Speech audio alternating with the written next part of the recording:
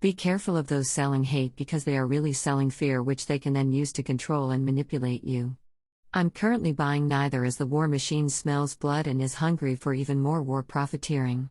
This mic needs the fuel that will no longer be supplied, as the blood of veterans is not to be spilt for oil any longer. The mic can no longer insulate itself from its own child sacrifice through an economic draft that pulls in children from lower socioeconomic status and higher childhood trauma levels into the military. Rig the economy and then let the invisible hand of the market force the least amongst us to do your dirty work. Many veterans come back from war with so much trauma that the solution provided is pharmaceutical drugs that would zombify the person for the rest of their lives. This system is not designed to cure you, but at least give you some sort of flat-line state where you won't have to feel the pain connected to the trauma. It's sort of a way to bury you before you are dead, or put you to sleep but still alive so that you never really wake up. This is not the system that nature designed. We are trying to short-circuit or completely delay the body's own natural response to trauma. Nature says, have courage, I will help you, and you must go through and process your trauma. It's also a way to cover up the truth. What better way to destroy the evidence of the horrors of war or the political failures of global geopolitics than to over-medicate the crazy people out of the public discourse, because as a society we are uncomfortable talking about it.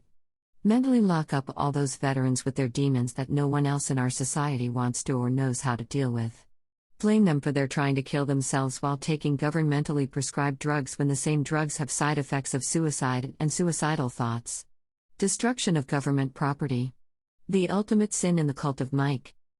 Still, we have a childhood trauma problem masquerading as a PTSD problem.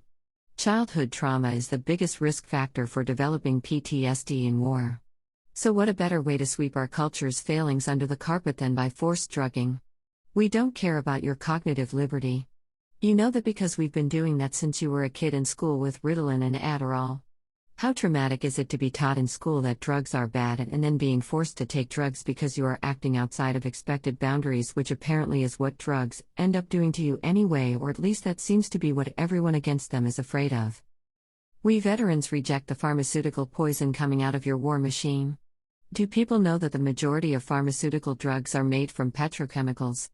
This is a closed-loop system of the politicians making war to control energy reserves. Then the soldiers come back with trauma and they are put on Frankenpharma petrochemicals. These military head casualties are being stripped of their most basic freedom, their own cognitive liberty. The domain of one's own biochemistry and the primacy of their own experience. What is more mine than that? Those veterans who were willing to sacrifice their lives for the ideals of freedom are being denied the right to have dominion and control over their own minds and their own biology. We veterans gave an oath to our country's constitution that has never been revoked. We gave that oath and were willing to sacrifice our lives to die in war or live as casualties of war, but we sanctified the right, the natural right, to take these plants to heal ourselves.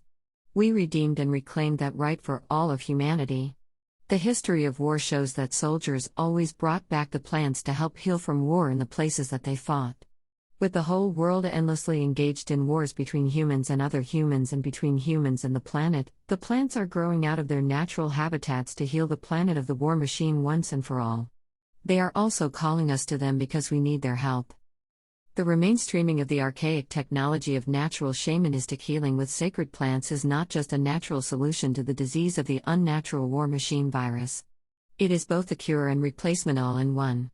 Plant-based biofuels, medicine, high-capacity/fast charge rate batteries, the chemical factories for creating all the building blocks in 3D printing ecosystem, so many of our new technologies will need a sustainable scaffolding to support them. Nature provides that. Fossil fuels are basically dead plankton made into oil. We need to come into a living relationship with these plants that sustains both parties in the relationship. As we prepare for a super technological future and the entire planet opens up to a globalized consciousness, our elders, the plants, come to help us both save planet and prepare for operating in a future that will be all about safely and correctly navigating alternate states of consciousness delivered through high-end technologies.